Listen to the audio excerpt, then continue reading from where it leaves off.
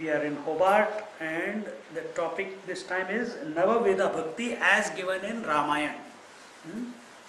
And this topic will be taken over 3 days, and we have titled it 9 Ways or Steps to Love and Devotion. And Nava means 9, Vidha means types or ways or means, and Bhakti is devotion or love. That is the literal. Class over. 9 steps. Nava Vidha Bhakti. So before we get into the 9 steps, let's see the background just in 10-15 minutes.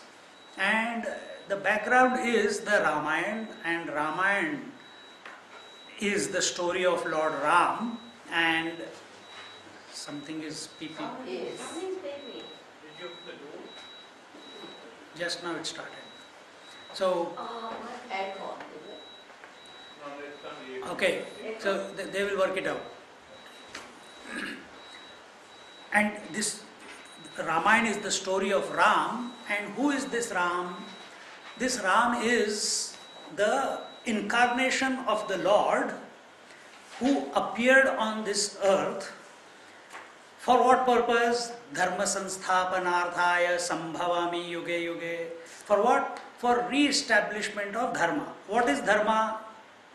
Again, there are many meanings in Sanskrit book. You can go and look at the word Dharma. It goes for many pages, and after that it says continued. So each one to his own, where your mind is. But if you look at it from the Upanishadic point of view or from the seeker's point of view, Dharma is that without which a thing is not a thing. So what is that? If taken out, the sun will not be sun. If you take the heat and light out, the sun will not be a sun. If you take the wetness out of water or liquidity out of water, the water will not be water. What is it that if taken out of you, you will not be you? What is it? Soul. The Atma, the soul, the life principle, isn't it? So here Ramayana tells you whenever in a society, whenever on this planet or wherever else, there is degeneration of this dharma, means people do not pursue this goal of searching out, seeking out, recognizing, being established in their own essential self, or in other words, the Lord in their heart. Then the Lord has to come. Because whenever this, at a mass scale, when it starts happening, people move away from their essential nature, then the negative elements start coming into the society, and over a period of time, the negative elements, the satisfaction of desires, the fulfillment of desires, the terrorism, the corruption, all this increases in its intensity, and the devotion decreases in its intensity. Why that happens? Because we have not put attention on it, and this is your experience. Whatever you put attention on, it starts having its impact on your mind, and you start moving towards that. This is how people fall in love. This is how, if I want a red car, till I have not bought the red car, I don't see the red car. I want that particular model, and once I buy it, I see it everywhere. The uniqueness goes away. This is what happens. So what does it mean? If I see the world around me which is not focused on the divine, I want to be focused on divine, and once I get focused on the divine, I will see divine everywhere. Once you get the car that you want, then you see the same model present everywhere, isn't it? Then you want a different model. But with the divine it's not so. Divine is your own essential nature, so there is no question of wanting something else. And as I said, whenever we move away from this dharma, from this essence that makes us who we are, and when this happens at a large scale, and it is not enough that it just we move away, but the resultant of that is negativity starts spreading its tentacles on in the society. At that time, the Lord comes and takes birth. It has to reach. You will say, oh my God, at this moment there is so much wrong going on, but it has not reached that intensity for the Lord to take birth yet. The intensity has to be like Ravana, like Kumbhakarna, like Kamsa, who were absolutely ruthless. But in certain areas, if you go, if in today's terms we say, if you go to a part where, for example, today Ukraine, where atrocities are going on, or for the boat people who are coming, they are going to die, and they see the naval boat coming, it's like Lord coming to help them out. It is like that, isn't it, for them? It is do or die effort for them. But we are talking at a very large scale, and dharma samsthapanarthaya sambhavami yuge yuge. Again and again the Lord comes down on this planet, takes the form that we are accustomed to. What is the form? 2 legs and 2 hands. And many other different forms depending upon the time period that he is appearing in. But what is the main purpose after that? Paritranaya sadhunam vinashaya cha dushkrutam dharma sansthapanarthaya sambhavami yuga yuga. Why does he take birth? Only when paritranaya sadhunam, to protect the good people. Who are good people? Not good people who come and hug and kiss and in the back they gossip about you. Not those good people. Good people are those who genuinely from their heart are forgiving by nature. As much atrocity, as much bad mouthing, as much insult you may pour on them, at the drop of a hat, very next moment they have forgiven you. Such are sadhu people. Paritranaya sadhunam. Who is sadhu person? Sadhu person is a person who is continuously dedicated, remembering, established in the divine. Such is a sadhu person. So, for you to be established in the divine, your heart and mind have to be very clean, isn't it? Only then it will be possible. So, not only to protect the good people, but also vinashaya cha dushkrutam, to destroy the bad people. So, that is also another purpose. Our purpose of life is not just removal of misery from our life, but it also establishment in joy and bliss, isn't it? Establishment in contentment. So it is 2 things. We are all searching something in life. We are all running away from something in life. What is that we are running away from? Accepting ourselves. What is that we are not accepting ourselves as? That we are essentially divine. And because we are not accepting that, therefore we are running into the world, trying to fill up that emptiness inside by collecting things, by creating relationships, by associating ourselves with different groups. Look at the Facebook. It is because that person is not able to stay by himself, in himself, as himself. He thinks or she thinks that her identity or his identity is totally dependent on how many likes you get for every post that you do. That's the pathetic state that the society has come to. That's why because they are searching for the joy outside, therefore, and they are not able to get it, because you remember the Bhagavad Gita lectures, the world is made up of finite things and beings, isn't it? Everyone comes and goes. And what are you searching? You are searching for infinite joy and happiness. How can a finite thing give you infinite happiness? So it is you are knocking on the wrong door. And when something doesn't give, when parents don't give, then the boyfriend or the girlfriend doesn't give, the car doesn't give you that happiness, the job doesn't give you that happiness, then what happens? Then you go towards liquid spirituality. Then that also doesn't give you enough happiness, it doesn't give you the kick, then you go to the drugs. See, this is the fall of man. This is the fall of a person. And it all began, why? Because you are not ready to accept yourself as you are.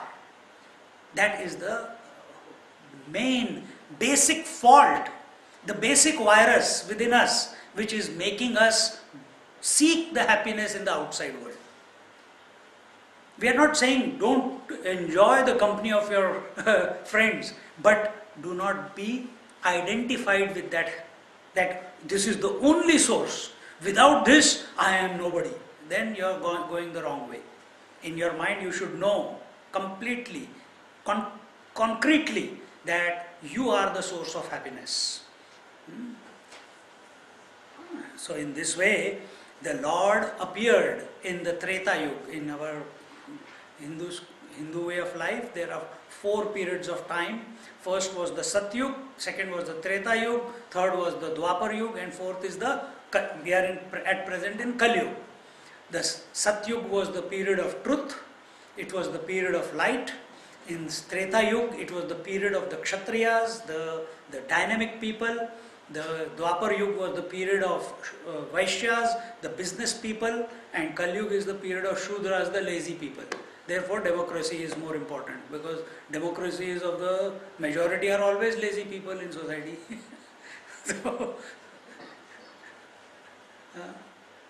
So they want a lazy government.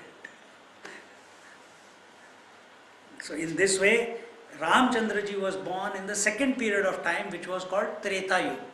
And Treta Yuga, at that time, the gods that people used to pray to were the sun god, the air god, the fire god, the water god, the earth god, etc. That time Brahma, Vishnu, Mahesh, they were there, but they were not prayed to in abundance like we have today. Yeah?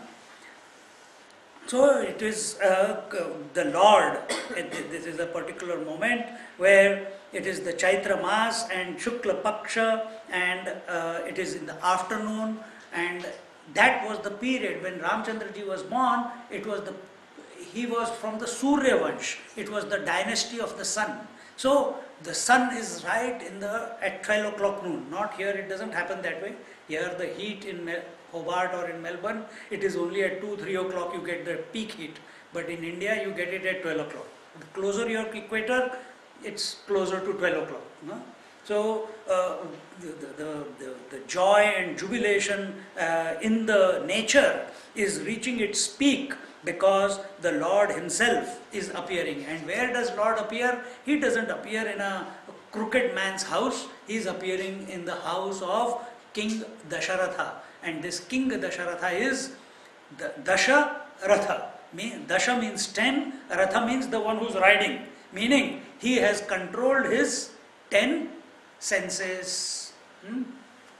What are the 10 senses? Count: 2 eyes, 2 ears, 2 nostrils, mouth, skin, and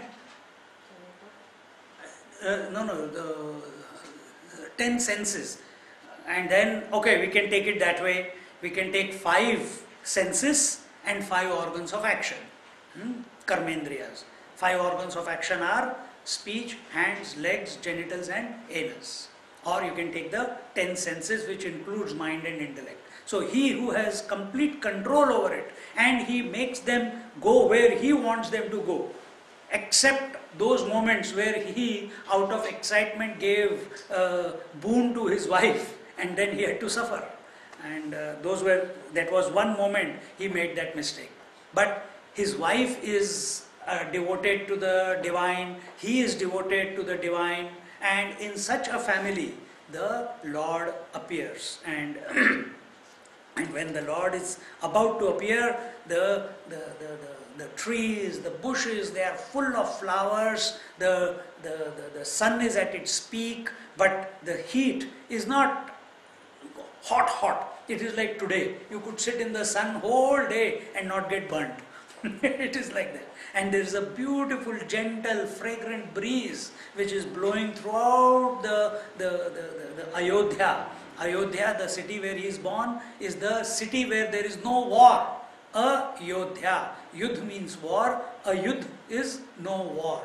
So imagine, and this whole thing is not talking about a period in time. We have to take it subjectively. What do you mean by taking it subjectively? What does incarnation of Lord in Ayodhya mean subjectively? Where is the war going on in our life? Is it going on in the outside world? It is going on in our mind, isn't it? Between the good thoughts and the bad thoughts, between I should do this or I should not do this. Is this desire a good desire or is this desire a bad desire? There are anxieties that if I want something, will I get it or will I not get it?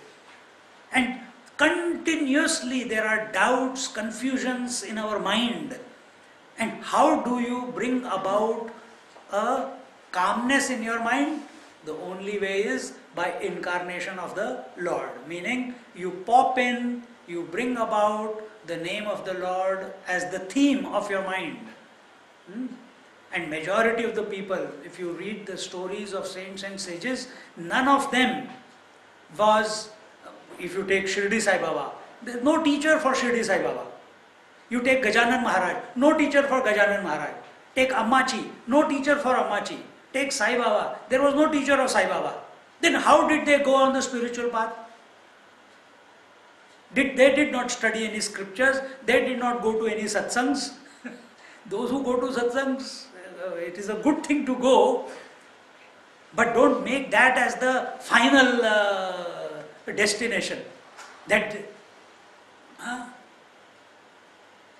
So how did these people, these Mahatmas, these great masters, I have just given you few names, Ramakrishna Paramahans, Mahavatar Baba, Meher Baba, Neem Karoli Baba, Anand Mahima. How did Ramana Maharishi? He did not go to any teacher. He did not study. None of these people studied scriptures. Then how come they are prayed and they are looked up to by millions of people? How did they come to know the truth? How did they come to be established in the divine? How?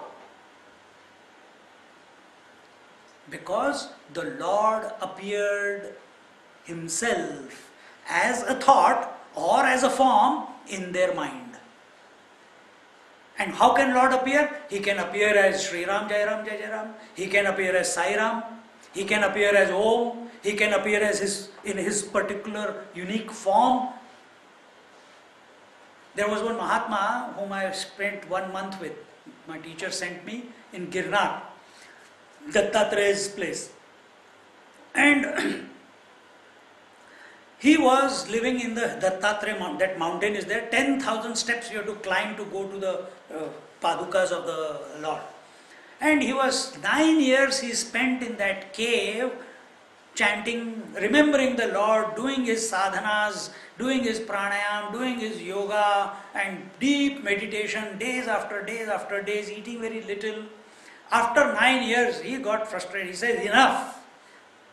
I think I am not, this is not the God. And it was the Dattatreya, the mountain is of the Dattatreya. He said, Dattatreya Bhagavan is not the right person. I must seek other God. And he called another sadhu. He said, you take over my cave. I had enough of this cave and I am going. And he came down the hill and suddenly Dattatreya Bhagavan. The Dattatreya Bhagavan is a God with Brahma, Vishnu, Mahesh all together in him. He appeared in front of him. He says, where are you going? When I decide that I have had enough of you, you are not the one, and then you appear. And at that very moment, Dattatreya Bhagavan blessed him with the mantra Hari Om Tat Sat Jai Guru Datta, Hari Om Tat Sat Jai Guru Datta, Hari Om Tat Sat Jai Guru Datta. See? Did he demand that the Lord must come? No. He appeared. In Mirabai's life, Krishna appeared in front of her. In Gopi's life, Krishna appeared in Vrindavan. They did not know if there is anyone called Krishna. He appeared in their midst, isn't it? Sadhus don't come because we have called them. Mahatmas don't come into your life because you have paid their ticket or you have demanded them or you have called them. They come by their own free will, by their own grace. So also the Lord. So also the Lord. And all these Mahatmas somehow have been touched by that divinity, and that has grabbed their imagination, and they have found out that there is nothing else to pursue in life other than realizing this divinity. Similarly, in those times of Dasharatha, Ramchandraji also appeared there, and when he appeared, and how did he appear? He appeared, the Lord in our scriptures is Chaturbhuj, he is Shankha Chakra Gada Padmadhari, he is the Lord Vishnu. And here it says, Bhaya Prakata Kripala Dina Dayala Kausalya Hitakari Harashita Mahatari Muni Manahari Adbhuta Rupa Vichari Lochana Abhirama Tanu Ghana Shama Nij Ayudha Bhuj Chari Bhushana Vanamala Nayana Bisala Sobha Sindhu Kharari. Bolo Siyavara Ramachandra ki Jai. So Bhaya Prakata Kripala Dina Dayala Kausalya Hitakari. Kausalya was trying for so many years to get a child and she could not, and then eventually she gets. And whom she gets? She gets the Lord. How is he? Chaturbhujadhari. He comes with the four hands, and when she comes, she says, Arey Baba, how am I going to play with you? So he comes back into his normal two hand and but even Krishna, initially he came with the four hands, with his full effulgence. Ramchandraji in his life shows us how an individual must live his daily life, how an individual must live his life in totality. It is not to satisfy your own desires, but it is to serve the community, serve the society, serve the dharma, the essence, serve the Mahatmas, spread the name of the divinity by being an instrument in the hands of the Lord. Look at all Mahatmas, all the names that I took. Has anyone gone and built buildings? Has anyone gone and built temples? Some of them have, no doubt. Shankaracharya did. But that is not because it's their wish. It's when people say Swamiji will do it, they are neither against it nor for it. Okay, if it's meant to be, it will be. That's it. But their main purpose is not building anything. Their main purpose is building the love for the divine in the hearts of people. That's why Ammachi goes and hugs hundreds and thousands of people. Millions of people she has hugged now in her life. Why? Because she wants to show that it can be done. Mere being there for another person can bring that person back to his source. You know, the most ardent and stubborn fellows go into her embrace and they melt. Never in their life they have cried, then they start crying like a small baby. You see that. And that is the present day example I am giving you. So in this way, when the Lord was seen by the mother and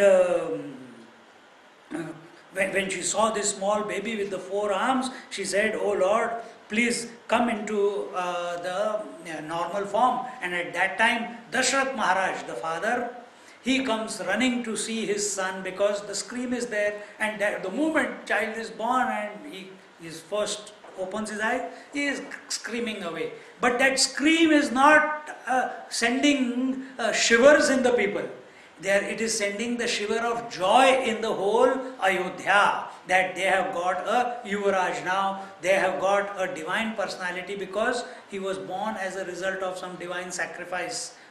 Not animal sacrifice, but they invoked the fire god, and he gave some paisam, and that sweet was then fed to all the queens, and the queens then gave one child, gave birth to the children, and in this way, everywhere in Ayodhya there was joy and bliss. And every person in Ayodhya, all the people, all the citizens, they could not contain their happiness because they loved their king so much. Because they loved their king so much. Do you love your Prime Minister so much? See? Do you? Answer to yourself. We are not getting political here. But there in Ayodhya, every person loved their king. In Sita's kingdom, in Janakpuri, the Janak Maharaj was loved by all the citizens living in that city, Janakpuri. Imagine you are at home, how wonderful it will be if all the people who come to your house or living with you are unconditionally loving you. Not demanding anything, but just there for you, ready to sacrifice everything for your sake. How wonderful you will feel. Just in home imagine the joy of the king who is loved by all the citizens. Wow. And imagine Lord Ram, who is loved not only by the citizens, but the entire humanity.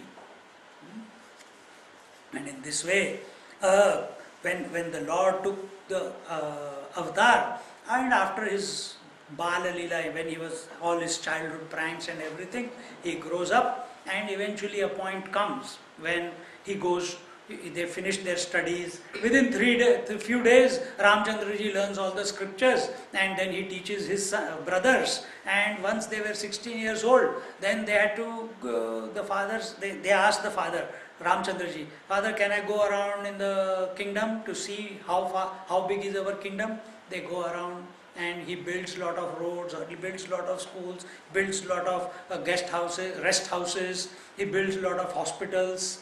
But more important than all these things, he spends lot of time in various ashrams with Bhardwaj Muni and the various Mahatmas. And what does he learn from them? He learns what is the purpose of life. Why does God need to learn what is the purpose of life? Because that God, so-called, I shouldn't say so-called, that God has appeared in a human form. Krishna Bhagwan is Purna Avatar. He remembers that he is divine. But Ramchandraji, he knows, but he doesn't want to show that he knows. So he is showing how a man must live. How should he live? He should, at age 16, he is showing building roads, building schools, doing a lot of charity, listening to problems of the people, and more important than that, he is going to various ashrams and learning what is the purpose of life. You don't learn purpose of life after you get married, no time. Before marriage only you have to learn, come to know. And that put him into a conundrum. He came home after 6 months of travel around his kingdom, and he thought, what do I do? If the purpose is the self, purpose is the divine, and I am not able to know the divine, how do I don't want to be the crown prince, I don't want to be the next king, I don't want to be associated with anything. The purpose is the self, and that's it. And he locks himself up in a room for 10 days. Doesn't take shower, doesn't take bath, doesn't eat food. And eventually the teacher comes, and he can't say no to his teacher. He is Vashishta Muni. And when Vashishta Muni enters, he first tells him, and then there is a text called Yoga Vashishta. And that knowledge is given, and that clarifies all the doubts of Lord Rama. Then he is ready to do. In the meantime, when he is ready, the king says, oh, tomorrow I am going to make him the crown prince. But here, the youngest wife of the king, Dasharatha, the father of Rama, she says, before, once upon a time when we were in the war, I saved your life and you told me that I give you boons. Today I encash my boons. What are the boons? That Ram must go to the forest for 14 years of exile. And what was the second one? The first is that, second is that her son Bharat must become the king. And Ramchandraji was ready at 3 o'clock in the morning for the early morning ceremony, and half an hour, 45 minutes later, he comes to know this is the situation. Immediately he changes his royal robes into sannyasi robes and he goes, Dad, I am leaving. He is ready to make the words of his father come true. He is ready to sacrifice everything so that whatever the promise his father has given, it is upheld. And he goes into the forest. And when he goes into the forest, for 13 years, they have a very good life. They live in Nasik, in the Panchavati, and they do lot of satsang, and they hunt, and they all those things. But the last 1 year of that 14 years, this Ravan, the baddie, life is again a balance. If there is good, there will be bad. If there is male, there will be female. If there is up, there is down. If there is left, there is right. If there is good, there is evil. If there is love, there is hate. If there is like, there is dislike. Isn't it? That is what life is. Similarly, if God has appeared, why has God appeared? Because already something has happened. What is that? Ravana has appeared. He is the baddie. And when he comes to know that there is this girl called Sita, who is so beautiful, he already has a wife who is the most beautiful queen in the whole earth. But that is the ego trip. That I want what I don't have. And I am ready to do whatever it is required to get what I want. And when this type of feeling comes inside, at that time all bad character starts showing through. Because he has forgotten the divine. He is seeking fulfillment by things outside, by beings who are outside of him, other than him. And in that process, one day, he sends one of the demons to take the form of a golden deer out and to roam around and distract the Sita. Sita is the wife of Lord Rama. In between, Lord Rama got married. I don't go into that story because our main purpose is to come to the Nava Vidha Bhakti. And Sita also has come with him. Lakshmana has also come with him. And this golden deer comes and he looks at Sita, and Sita suddenly says, "Arey, golden deer," and he vanishes from there. And then she tells Ram and Lakshman, "I want that golden deer as a pet. I want that golden deer as a pet. I want that golden deer as a pet." Ramchandraji said, Lakshmana said, "There is nothing called golden deer, my dear. There, you must be having a hallucination, you must be imagining, because till today we have travelled so much. In my life I have not seen a golden deer." But she said, "No, see, again." And they saw, yes, there was a golden deer. And Ramchandraji says, "Lakshman, you stay here, I will go and get this fellow." He runs after it, but that deer is a demon. So he runs very swiftly and lures Ramchandraji away from the hut where they were staying. And eventually Ramchandraji corners him and shoots the arrow, and when he kills the deer takes the form of the demon and calls out in the voice of Lord Ram, "Sita, Sita, hey Sita, hey Lakshmana." And there Sita is sitting in the hut. She thinks that something has happened to her husband. She knows her husband is divine because Sita herself is divine. But because they have to play the act of a human. So he says that look at my husband is hurt. Lakshman, you go right now. He says, no, my brother has told me to take care of you. I will not go. She says, oh, you want him to die so that you can take me for your wife, is it? And in this manner, he's disgusted by her words, but that was the only way she could make him leave her and go and see what has happened to Lord Ram.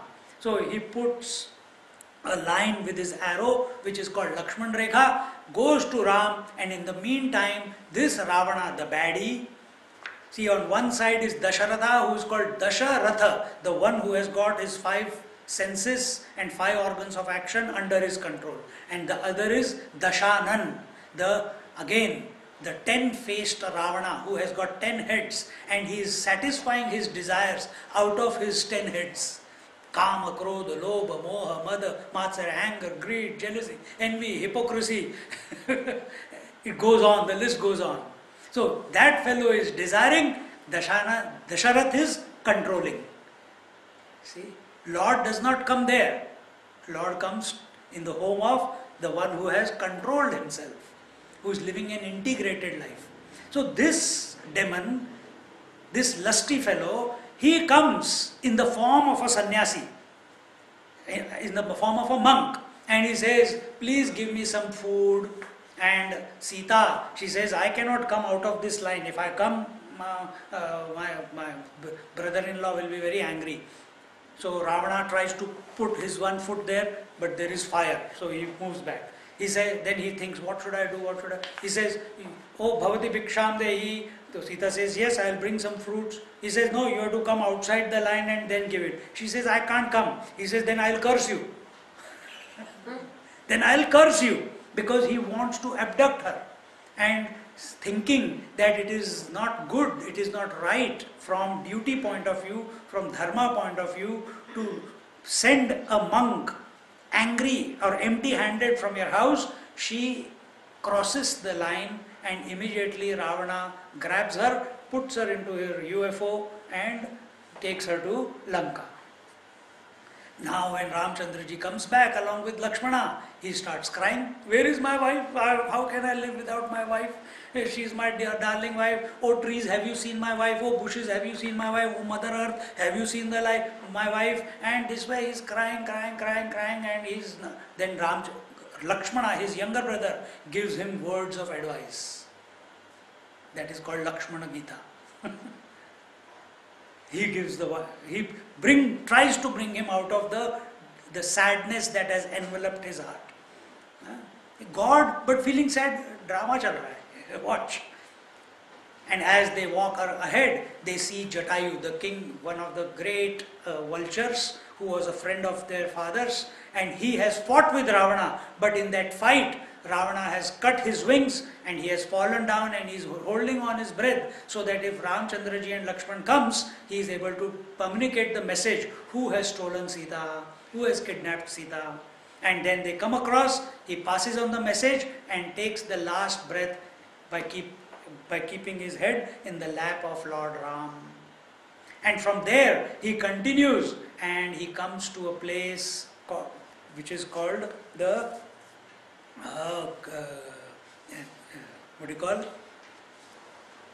where Shabri lives.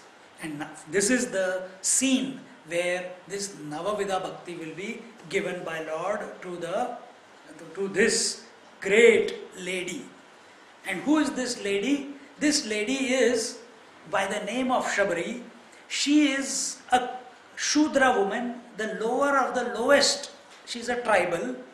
No culture, no etiquettes, no studies, no good habits. Yeah? They don't shower on a regular basis because they don't know what is cultured life. And she has come across, she used to sweep the ashram of Matanga Muni. And the Matanga Muni, after some time, he has taught his disciples and everything, and the disciples, and he is ready to go away somewhere. She says, but what do I do? Where do I go after you go away? These fellows will throw me out. Then he says, you hold on to the Lord Ram. You hold on to the name Ram. And the Lord himself will come and bless you. And from 70 years, she has been chanting the name Ram. Why? The Guru has said so. She is saying Ram, Ram, Ram. And she has grown old and decrepit. And every day, with her simple mind and simple heart, she feels when the Lord comes, and she doesn't feel that He is going to come after so many years. She feels that the Lord may come today. Every day in the morning she gets up, she feels the Lord is going to come today. That expectation is there.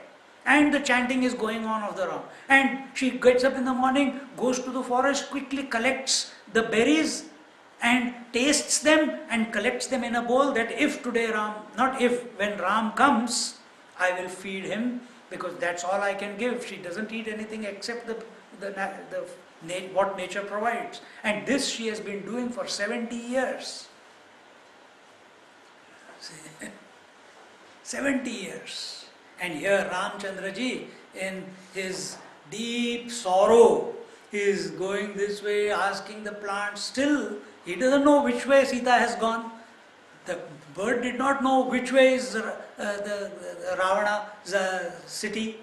Oh, well, we know that it is Lanka. So he is looking, in which direction should I go? I don't know where it is. Where is Lanka? He also doesn't know. He just knows that Ravana has taken, but where does Ravana live? That time there were no roads.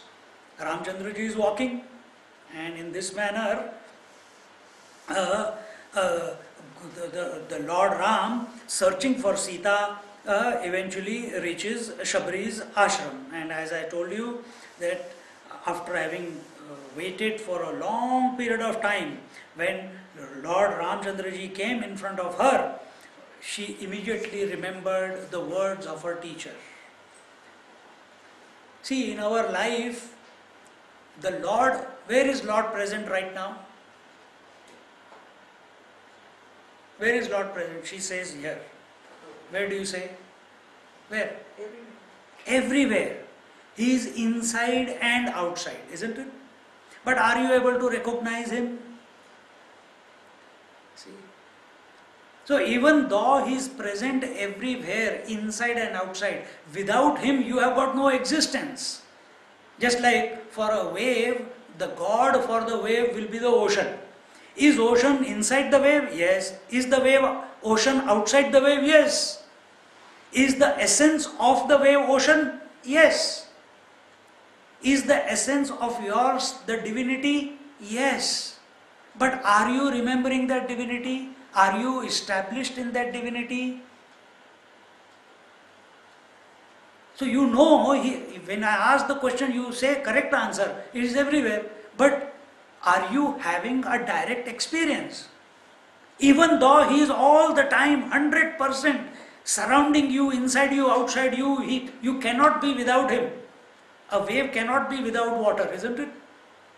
Similarly, you cannot be without divine. But are you having a direct experience of divine? Why? Because your attention is not on the divine, your attention is on the finite things of finite things and beings.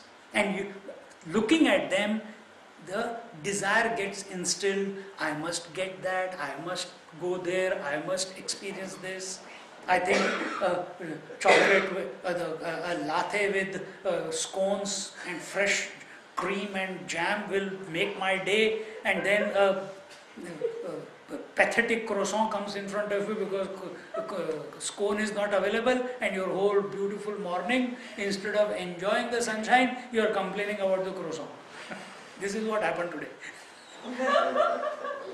See how quickly we get distracted. One moment the sun was shining, I was sitting in the sunroom and in meditation, and suddenly somewhere I started shivering. Why? The sun has gone. How long will that sun shine? Temporarily only, no? Not permanently. Not permanently. It's a cycle. Every day he will come out. But is it in your control to enjoy the sunshine? No, it is up to the sun. Isn't it? And just like clouds come and block the sunlight which is abundantly available, similarly desires, attachments, identifications, aspirations, ambitions, projects, non-acceptance of the truth that you are essentially divine, not as body, but as everything. Non-acceptance of that creates all the miseries in our life. These are the clouds that come and stop the light of the sun, that light of the divine which is all the time everywhere. You are not available to it then, because the cloud of doubt, the cloud of desire, the cloud of ambition, the cloud of aspiration, etc., comes and covers that. And what is these desires for? For something finite. If that desire is for the divine, things may change. Yes, it will. And this Shabri has shown. What has she shown? She has absolutely unfailing devotion and acceptance in the words of her teacher. The teacher told her, Shabri, I will not tell you do pranayam, I will not tell you do this sadhana, do yoga, do study scriptures, because she was not cut out for that. What do? Take the name of the Lord Ram. See? And that's, my Guru has told me, so I must do it. And that's it. She never, even after 70 years, she never doubted the words of her Guru. Do you have, or any of you have any Guru, do you ever doubt the words of the Guru? Do you doubt the words of Bhagavad Gita? That in the scriptures it is read, but that is not practical. But you have to make your life to reciprocate what is given in the scriptures. You can't change the scriptures to reciprocate your life. But that is what we expect. Now it is so difficult. Then those who have written this, that they are foolish or what? Krishna is foolish. No. He is giving you secrets of life. Rama's life is a secret on how we can attain absolute bliss in our life. And see, in this example of Shabri, Shabri attains that. Even though she is 70 years old, but she attains it. 70 years sadhana, but she attains it. What happens? She says that the moment Lord came to her, she fell at his feet. She was so thrilled, and she started saying that I am from the lowest of the lowest of the society. I am uneducated. I am uncouth. I'm not clean, etc. I never studied, and how I must praise you, O Lord. How must I sing your glory? How must I welcome you? That I don't know. I have never learned, and I don't know. So please excuse me. And then when she says in this manner, the Lord says to her, "Oh Shabri, I do not see when if a professor comes in front of us, I will speak to that professor in a different way. A child comes to me and says, Swamiji, who is God? I will give him a different answer. A professor comes, he will not say, Swamiji, who is God? He will say, do you know, have you seen God? Day before yesterday, someone asked me in the car. They said, Swamiji, have you experienced God? You have been on the spiritual path for so many years. They speak like this sometimes. That does not give, that you should also speak that way, but sometimes people do. Have you realized? I said, what can I say? If I have tasted sweetness and you have never tasted sweetness, whatever I say, whatever theory I give you, whatever explanation I give you about what sweetness is, can you ever experience sweetness? Can you? Are my words going to give you the experience of sweetness. You have to experience it yourself. And once you experience the sweetness yourself, then do we need to prove to each other that we have both tasted sweetness? It's self-knowing, isn't it? I said, if I say, yes, I have tasted sweetness, you will not accept it because you have not. And if I say, I have not tasted sweetness, then that is also not truth because I have. I am abiding in it. So truth is like that. You can't say anything and you can't say anything also. If you say anything, people will misunderstand you, and if you don't say anything, also people will misunderstand you. It's a question of direct experience. So when Ramchandraji looks at this Shabri, he is thrilled. He also sees. He says immediately, I am not worried about who is in front of me.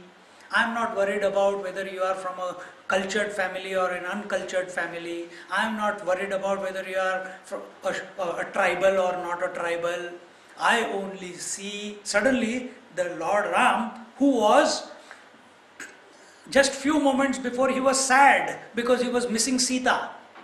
Now, when Shabri comes in front of him, the devotee, suddenly that devotee brings out the lordship in him, brings out the divinity in him, and he says, oh Shabri, when a devotee comes in front of me, I only see how he is devoted, what is his attitude of devotion, how much in love with me that person is. Then you can be giving millions of dollars in donations, but you want to put a plaque everywhere and you want to advertise to the whole world that I have given $42 billion to the charity. It's an act of arrogance. It is not an act of devotion. You can build temples, but the attitude is that I am the kingpin behind this. Then it is not devotion. You are singing the name of the Lord and you're looking everywhere. I am singing, everyone is enjoying it, yeah. And then that is not an act of devotion. Act of devotion is where you lose yourself in that song. You lose in that act of, or that project that you are doing for the sake of the Lord. And recognizing that project is inspired by the Lord Himself. So there is no I coming in between. Whether it is singing, whether it is temple, whether it is giving a lecture, everything. Whether it is your work, whatever field you are coming from in, if you dedicate it to the divine and see that divine is functioning through you to make this happen, then it's an act of devotion. See, so Lord Ram is saying here that I only believe in the relationship of love, and this relationship and in this relationship of love, whether a person is having lot of qualities or no qualities, it does not matter to me. As long as he loves me single-pointedly, I am available to that person. Now, thinking in this manner, Lord wants to praise Shabri, but she is uneducated. She will cringe if he says, oh Shabri, you are like a mother. Oh Shabri, you are the greatest devotee. Oh Shabri, you are so... And if that uneducated person hears that, when sometimes Mahatmas also say, Arey, oh Devi, please come. Nahi, Swamiji, I am not a Devi. From his eyes, you are a Devi, but in your own eyes, you are not divine. What can he do? You cringe, isn't it? You just step back. Mahatma say, Arey, Mahatma ji, Arey, Prabhu, come here, come here. Because they don't know everyone's name, so they call them as Prabhu, they call them as Mahatma. And you cringe. Arey, I'm not a Mahatma, I'm a Papi. I'm not a Mahatma. See? So their vision, the defect is not in their vision. So the defect is not in Rama's vision. But Ramchandraji is thinking that if he praises her like this, she will cringe, she will, contract within herself. So without diluting her devotion, how can he praise her, at the same time give direction to her devotion of last 70 years. She has taken the name Ram, that is the devotion. She's got the direction also. And now Ram has come sakshat in front of her. But it is her decision to merge in him or not. Lord cannot, but she has to be ready for that. See, that she is of the nature of divine. Until and unless the seeker does not accept that he or she is of the nature of divine, Lord cannot do anything. If until and unless the child does not say, Mummy, I am hungry, mom will not feed him, isn't it? Similarly, the seeker must say, as Hanumanji says, Ramchandraji asked Hanumanji, what is your relationship to me? Hanumanji says, Oh Lord, when I think of myself as the body, I am your sevak, I am your servant. I am to do your duties. When I consider myself as the soul, I am a part of you, O Lord Ram. And when I consider myself as Atma, the pure consciousness, there is no difference between you and me. See how beautiful? Do we have that disposition? And we are not continuously thinking ourselves as the body also. Sometimes we are thinking of ourselves as the body. Tomorrow when the bhajans begin, or when you are at home in front of the altar lighting lamp, you are totally in a different zone for a few moments, but you are in a different zone. So recognize what is your relationship. But if you remain as a body and you want to meditate, you will never be able to meditate. So because you are considering yourself to be finite and you are contemplating on the infinite. Finite can never become one with infinite. Impossible. Because finite is only an imagination in the infinite. So these are the three stages. When considering the body, karma yoga. When you are considering yourself to be the soul, bhakti yoga. And when you consider yourself to be the atma, jnana yoga, Vedanta. So these are the stages of unfoldment of yourself within yourself. See? If I wear dark glasses, I will see a dark world. If I wear red glasses, I will see a red world. And if I see clear glasses, I will see a clear world. So what are the thoughts going on in your head will determine. Are the thoughts of the world? Are the thoughts of purity? Are the thoughts of the divine, or are the thoughts of oneness? See? And this is how Bhagavad Gita is also divided. First 6 chapters, when you consider yourself to be body. Second 6 chapters, devotion. Last 6 chapters, knowledge.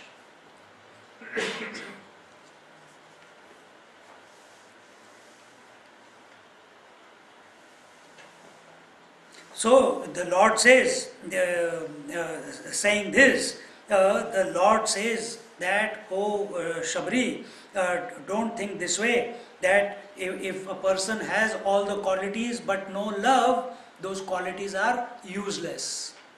But you, O Shabri, you are having all the qualities, all the qualities of satsang. Now he'll tell the Nava Vidha Bhakti that these are the different ways that can be employed to remember the Lord, and all these paths, all these ways of love are abundantly present in you, O Shabri. And listen what these paths are. And in this, saying this,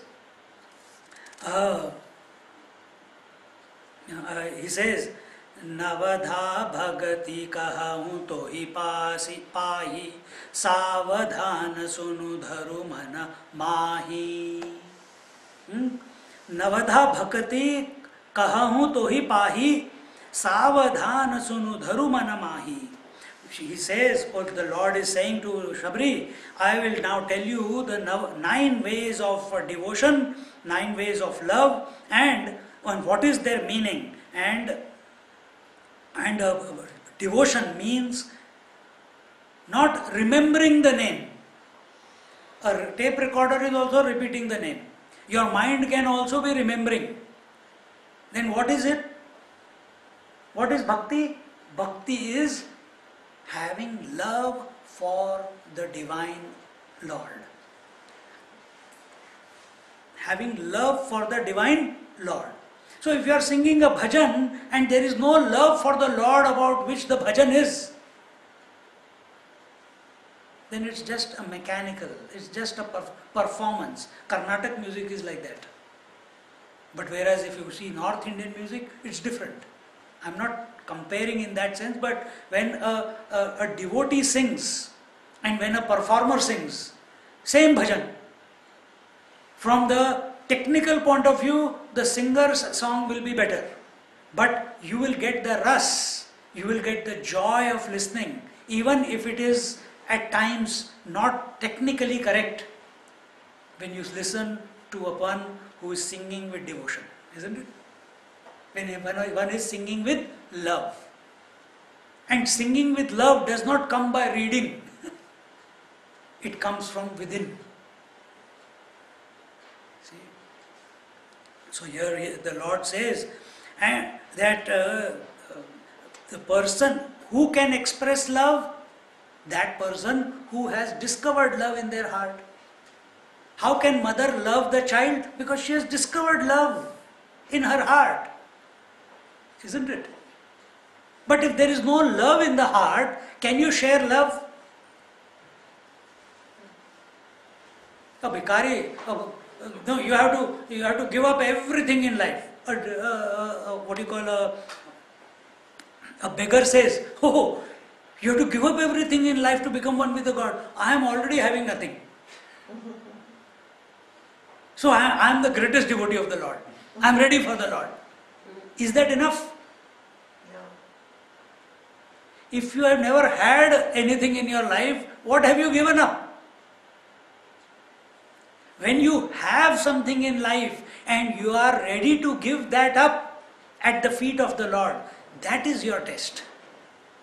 Isn't it? That is your test. So here, the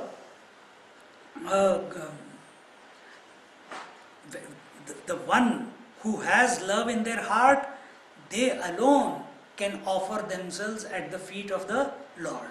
Because those who do not have love, then what do they have in their heart? Ego. They will have ego. The individuality will be very strong. They will not be able to bend down. You must have seen many places. They come and stand like a pole in the temple or in the altar or in front of Mahatmas. They are not ready to bend down. Why? Who does this Mahatma think he is? He is greater than me. That is their attitude. He thinks he is divine, I am also divine. But what is how many people love you? How many people do you love? No, that does not matter, but I am divine. No. If there is light, there will be no darkness.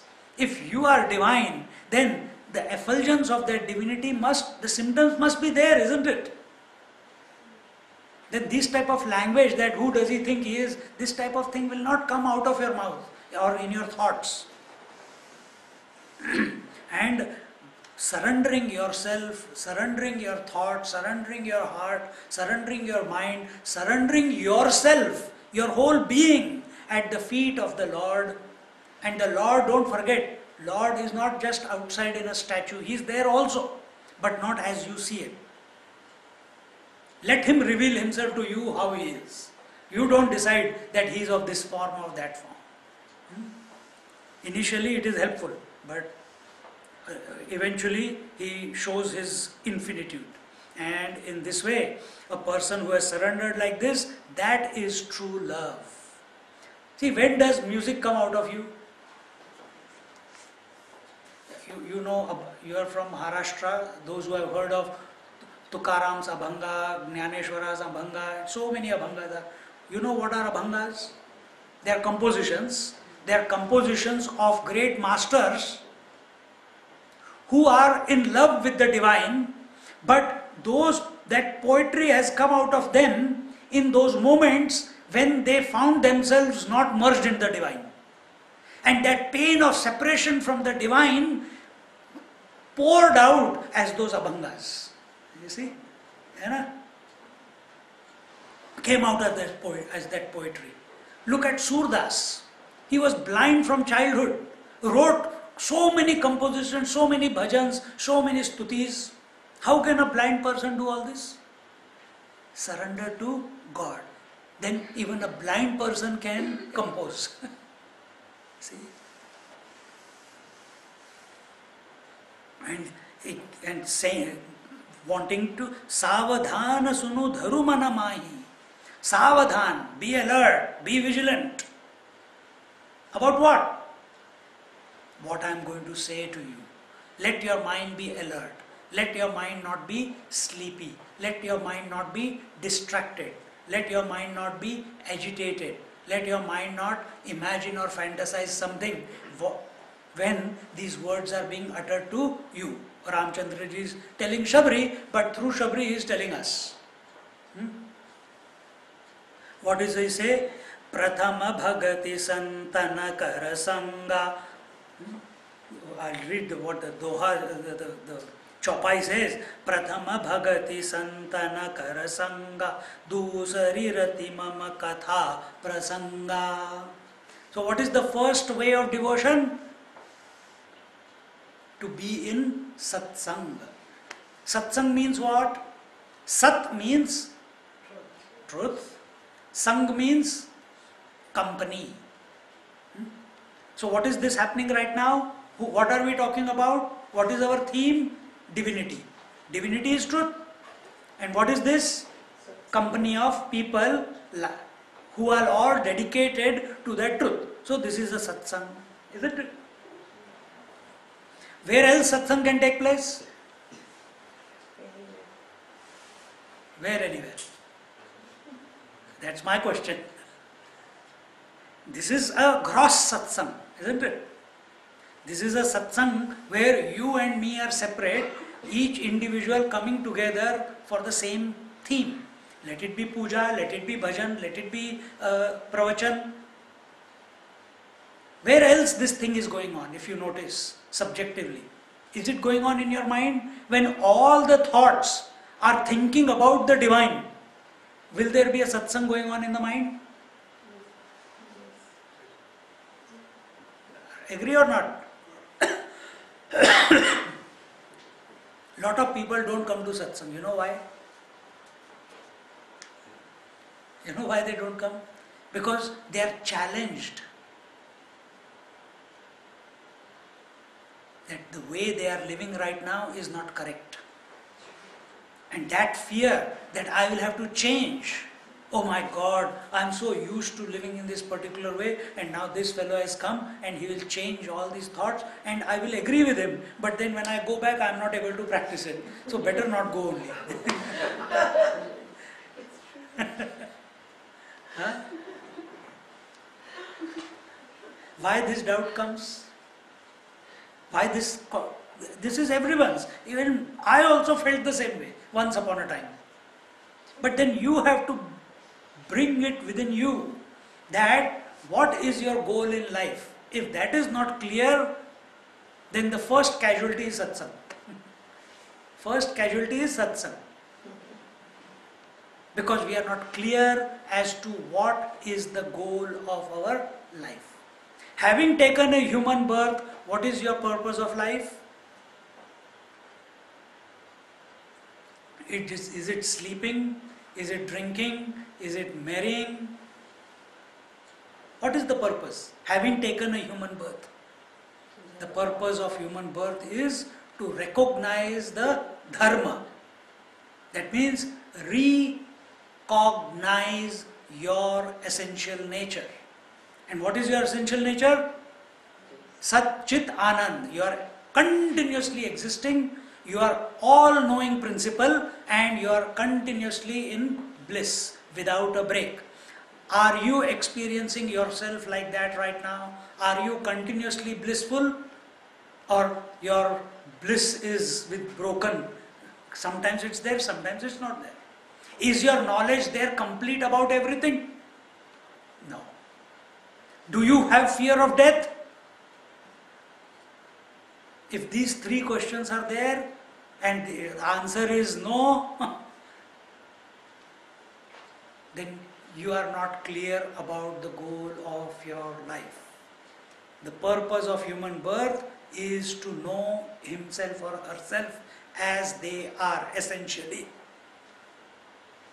Because otherwise what you are doing in your daily life is what the animal kingdom also does. They are born, they grow, they get married or they find a partner, they produce a children, they train their children. You see a cat teaching the kittens or a dog teaching the puppy, a dog teaching the puppies how to mark the territory, how to put the alarms around the house before leaving, how to survive. That is what the animal kingdom does. So what are you doing in your daily life? Are you surviving or are you living?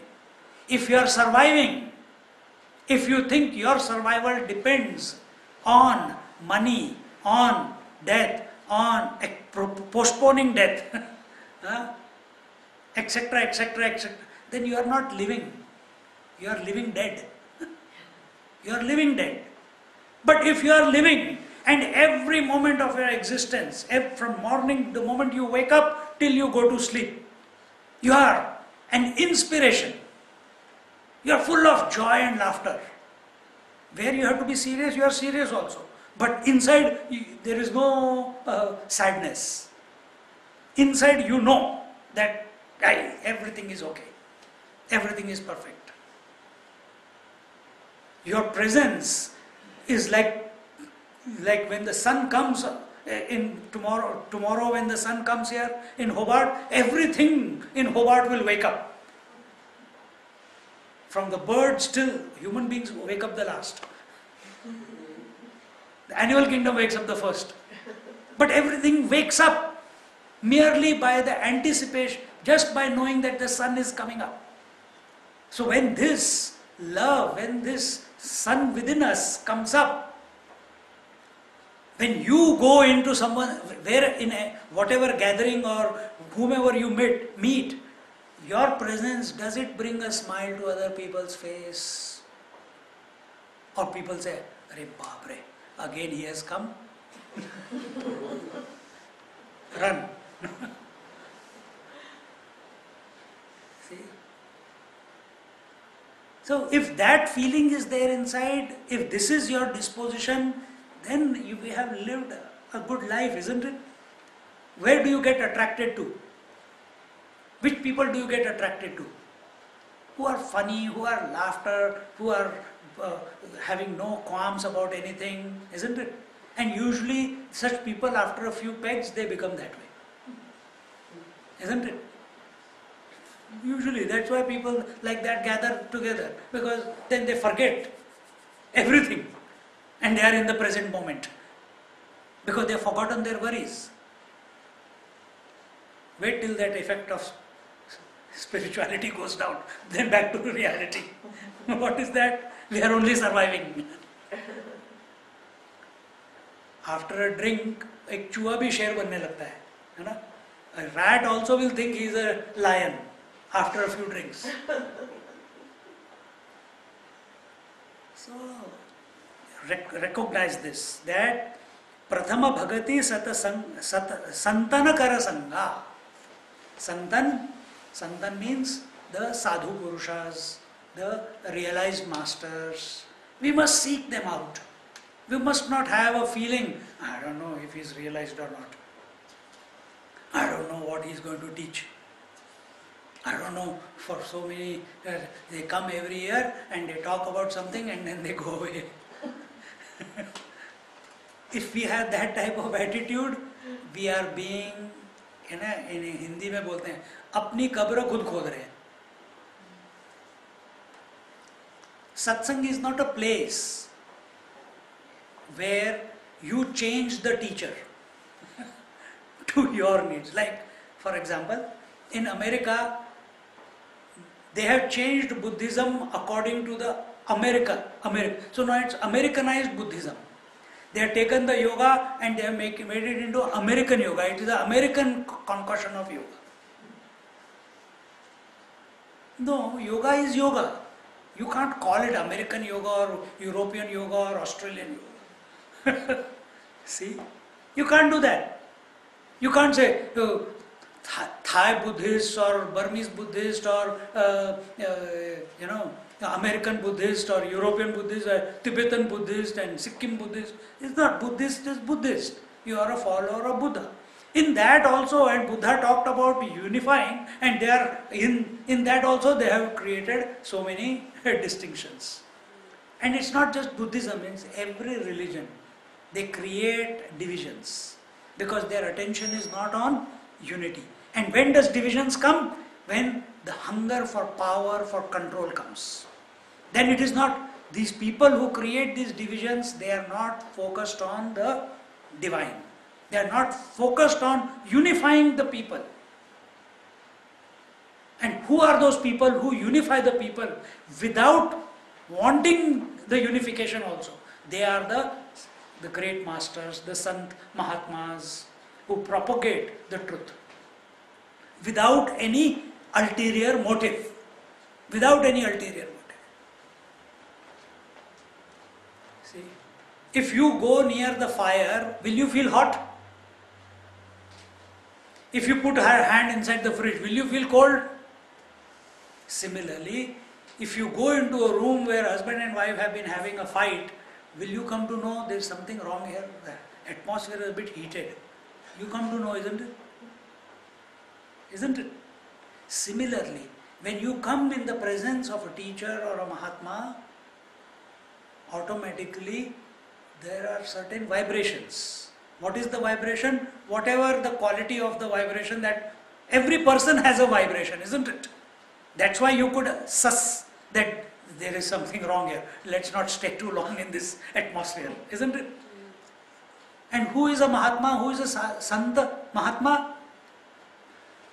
Who has got no desire about the world, whose mind is empty. And in that empty mind, divinity is abundantly expressing itself, manifesting itself. See? And when you go to that, just like when you go close to heat, you will feel the warmth. You go close to Mahatma, you will feel at peace. All the turbulations of the mind automatically calm down in their presence. Without knowing it, what has brought it about. Sometimes that can happen in temples also. You go to Puttaparthi, same thing happens. You go to Ramana Ashram, same thing happens. This time we went, oh, so beautiful. We went and stayed meditated in the caves where Ramana Maharshi used to meditate. And we did quite a few of us went up, none of us wanted to come down. And everyone made a commitment there when we came out. Oh, I am going to come and spend some more time here. Why that feeling comes? Because it was soul nourishing. You felt at home. You felt complete. Nothing could be added or subtracted out of you in that moment. That is a sense of fulfillment. Can you be of that disposition in your daily life? If you can be, then you are complete. So you have tasted.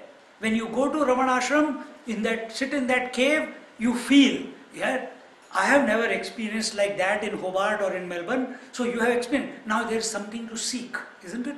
Because you have tasted something about yourself which is more deep, which is more meaningful, which is more expansive, which is more accepting, which is more integrated.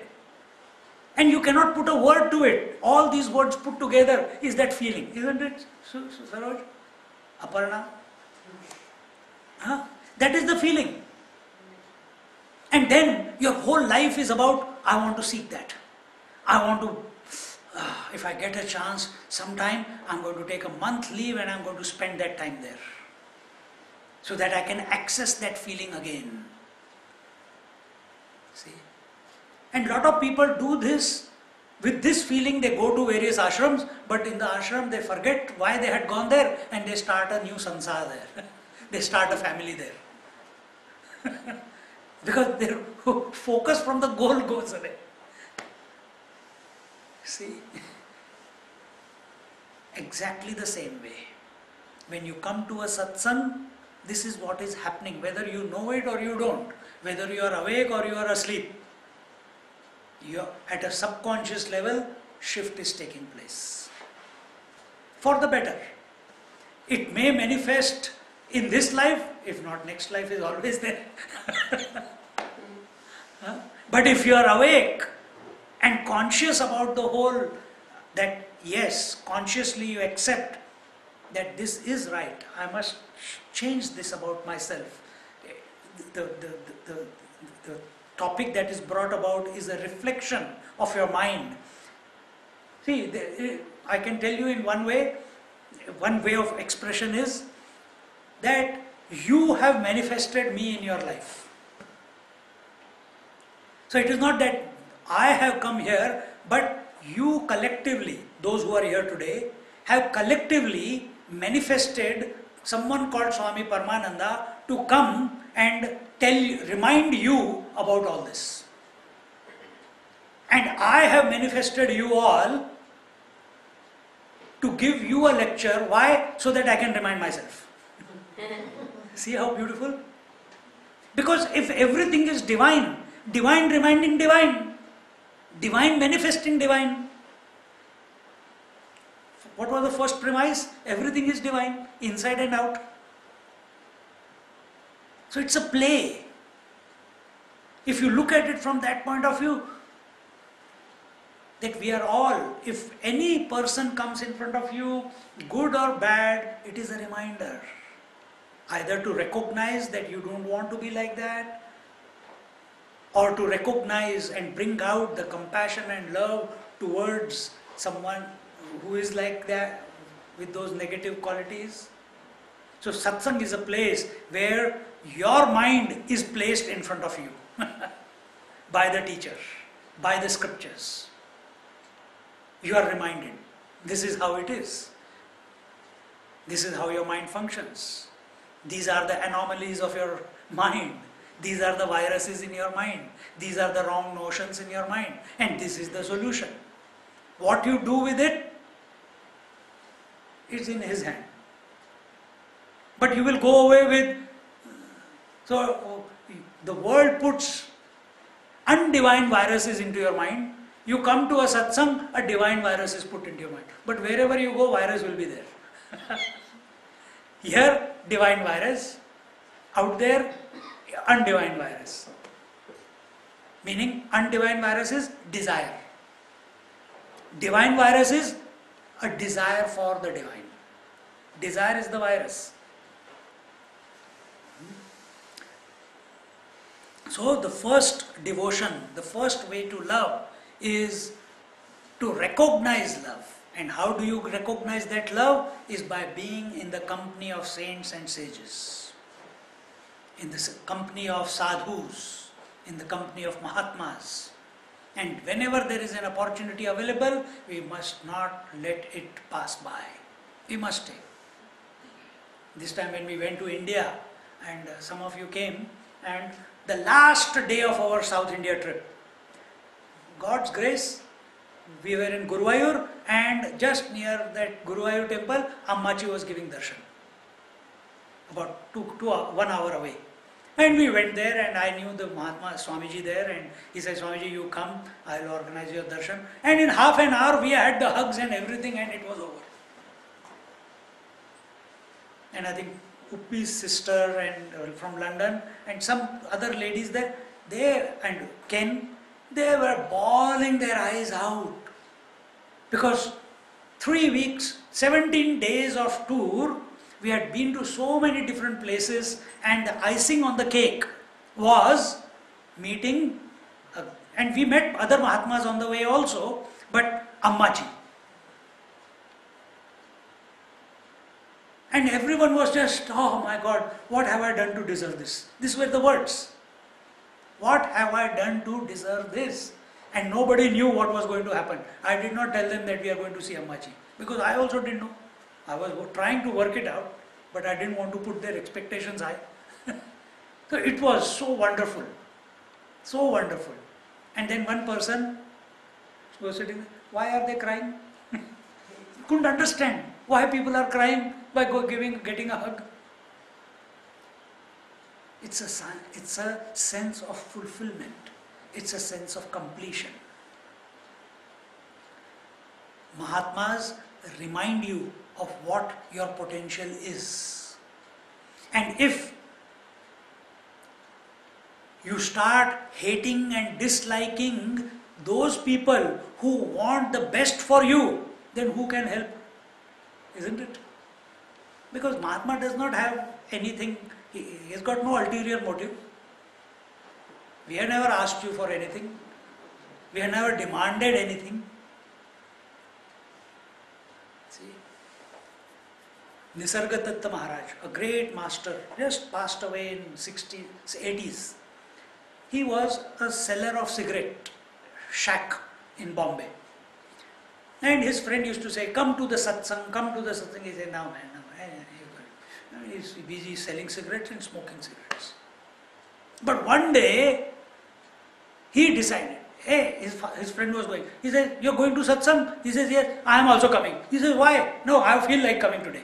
And he went, listened to 1.5 hour lecture, and the lecture was talking about Kenopanishad, and the topic, the crux of the whole thing was, you are that divinity. So after that 1.5 lecture, he went to the teacher and he says, why did you tell I am that? He said, because you are that. How do I recognize that I am that? He said, do this. He came home, next day itself, he says, son, you have studied, you are in year 11, yeah, enough. I studied only till year 8, you have studied 2 years extra. Now you take over the shop, and in that one room kholi in Bombay, he locked himself up in the room for 2 years. The son and the mother are living in the kitchen and in the outside in that area.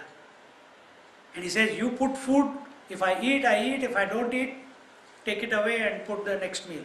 But don't ever call me out. I am dead for you people till I myself come out. 2 years later, a realized master emerged from that room. Only 2 years. Nisargadatta Maharaj. Read his book, I Am That. Beautiful. But he's not. He says, if you tell him, Swamiji, but my desires, and is there no free will, is there no choice? He says, this is not available in my shop. Go to other shops. Go to Ramakrishna Mission, go to Chinmay Mission, go to other Mahatmas. In my shop, this is not available. In my shop, only the self is available. Before he used to sell cigarettes. So only thing that was available, cigarette and pan. Now in his shop, only the self is available. If you want to ask anything pertaining to the self, he will answer. He will give you 14 days or 15 days of grace period. In 15 days, he will ask you some questions. After you have come regularly to his satsang for 2 days, 5 days, he will ask something, you should answer. After 15 days, you are not able to, you are still confused. He said, you go work it out and then don't occupy space, because it was a small room where people used to come. He said, don't occupy space, get out from here. Let other people who are more susceptible to this knowledge come and occupy that space. He used to throw them out. See, Google it, you can see in YouTube live satsangs of Nisargadatta Maharaj. Satsang, one satsang changed, made a cigarette seller into a great Mahatma. And absolutely cut. He does not go into gods, he does not go into sadhanas. He says, you are that, that's it, story over. Satsang. Importance here is satsang. Company of the truth. So seek out, when you are having a tree, a sapling, in India, you will see when a sapling is there, they will put a brick wall around it so that the cows cannot eat it, the pigs cannot eat it, and children cannot break it. In Australia, when they put a tree, they don't put a sapling, they put a medium, quite grown up. When they put it in, they tie it with 2 a string with on two poles. Why? So the wind cannot sway it and break it, isn't it? It has to be protected, isn't it? So protect your mind by choosing the right company. Not on weekly basis, not on monthly basis, on a daily basis. Every moment. You can be in the world of corrupt. Vibhishan was the brother of Ravan, living in Lanka, but he protected his mind. How? By remembering the divine, even while living in the corrupt society. So you can also protect yourself. That is satsang. So Vibhishan, he has never met Ram, but his mind is continuously thinking of Ram, Ram, Ram, Ram, Ram. So when Hanumanji goes and burns the whole Lanka, he spares the house of Vibhishan. No fire touches that. Why? It is vibrating with the name of Ram. His whole house. The fire stays away from that house.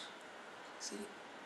So when you are taking the name of the divine or remembering the divine in your heart, negativities in the world, negativities of other people, how do negativities come to us? By thought of other people, by words of other people. People can abuse you, insult you, or by deeds of other people, isn't it?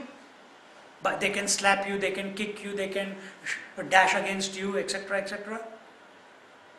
So, by thought, word and deed, the negativities of the other people will not even scrape you or touch you. Why? You have a armor of the divine remembrance. See? So, just like you go close to the heat, there is a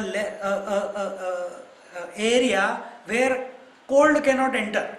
Why? The vibration of the heat is to a certain level, isn't it? So cold cannot enter into that heat, hot, warmth area.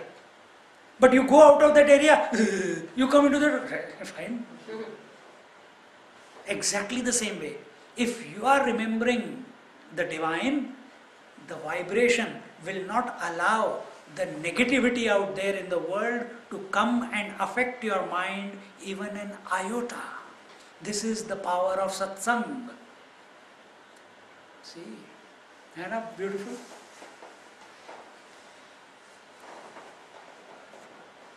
This is making of a man. This is making of a human being. You want to become complete? This is the way.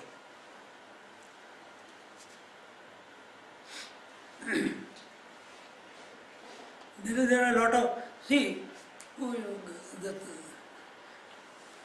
you go to temples, right?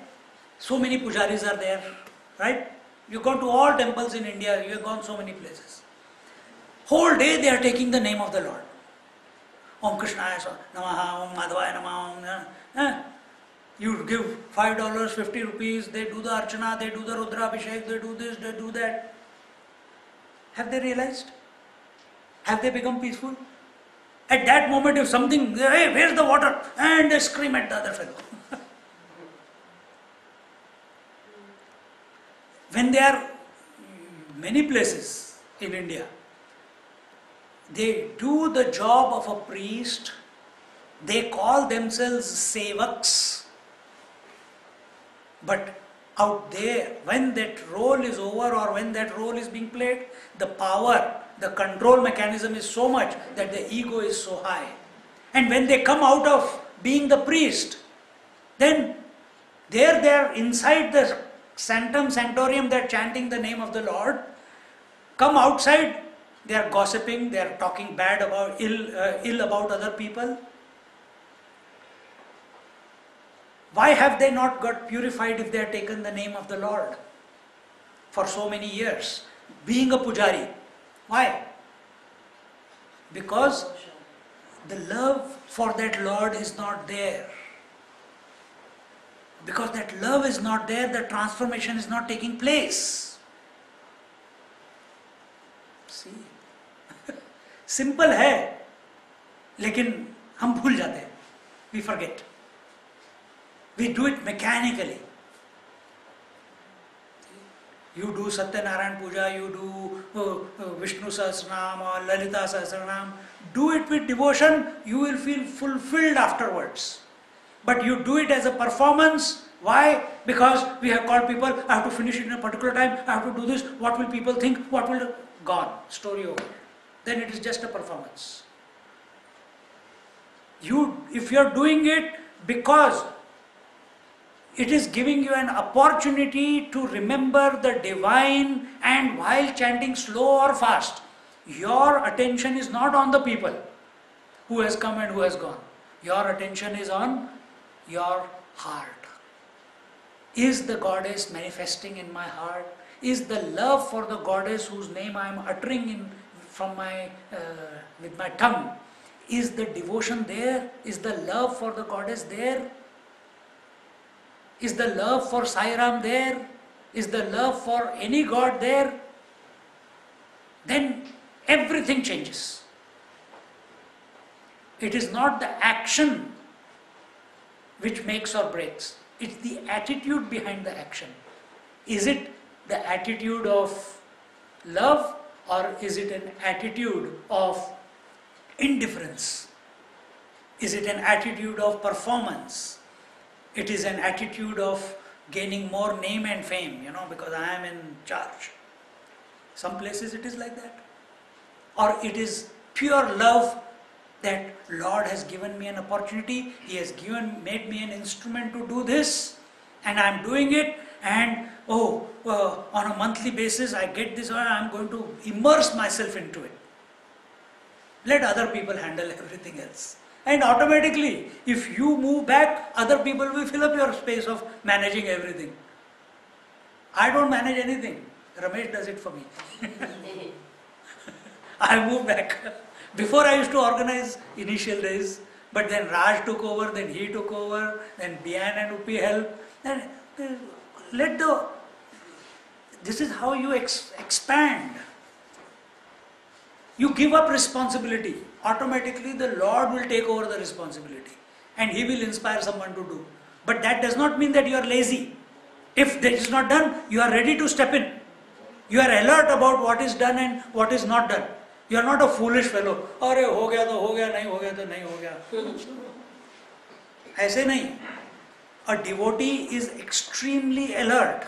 A person who goes to satsang is extremely alert. Not about other people, about what is going on in his or her mind. See, what is the time? हो गया time. So in this way, our Nanak ji, you heard? Guru Nanak ji? Huh? I'm talking about satsang. Yes. Guru Nanak ji, one mother took a daughter, 16, 15-year-old daughter, very beautiful. And Punjabis as such are a bit fair. And very beautiful daughter in front of this old Guru Nanak. And Guru Nanak looked at her and he stopped blinking.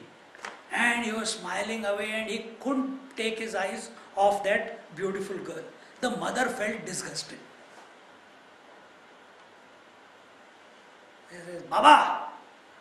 Baba! Baba is lost. Baba! And then he came out. What? I am disgusted. You call yourself a Mahatma. He says, I never call myself Mahatma. People call me Mahatma. People call me Guru Nanak. They say, but you are looking like this at my daughter. It doesn't suit you. I thought you were a great master. He says, calm down, calm down. Did I ask you to come? No. You came of your own accord. And you put the daughter in front of me. She is so beautiful that when I looked at this beauty, my attention went, how much more beautiful that Lord must be who created this beautiful person. And I got lost. Because your daughter reminded me of the beauty of that infinite creator. Is it my fault? Is every experience of your life, is every interaction of your life, is every contact in your life reminding you of the divine? Or is it taking you away from the divine? The choice is yours. Om Purnamada Purnamidam Purnat Purnamudachyate Purnasya Purnamadaya Purnameva Vashishyate. Om Shanti Shanti Shanti. Hari Om. Shri Gurubhyo Namaha. Hari Om. Bolo Siyawar Ramachandra ki jai, Pavan Sutta Hanuman ki jai, Bolo Bhai Sab Santan ki jai, Sadguru Nath Maharaj ki jai, Ganga Maiya ki jai, Jamuna Maharani ki jai, आज के आनंद की जय. हर हर नमः पार्वती पतये, हर हर महादेव. जय जय रघुवीर समर्थ, जय जय Shri Gurudev Datta. So yes, today with the introduction to, a short introduction to Ramayana, and we have done the first bhakti, that is the first form of devotion. Now we'll see another 4 or 5 tomorrow and then rest on the last day. Hari Om.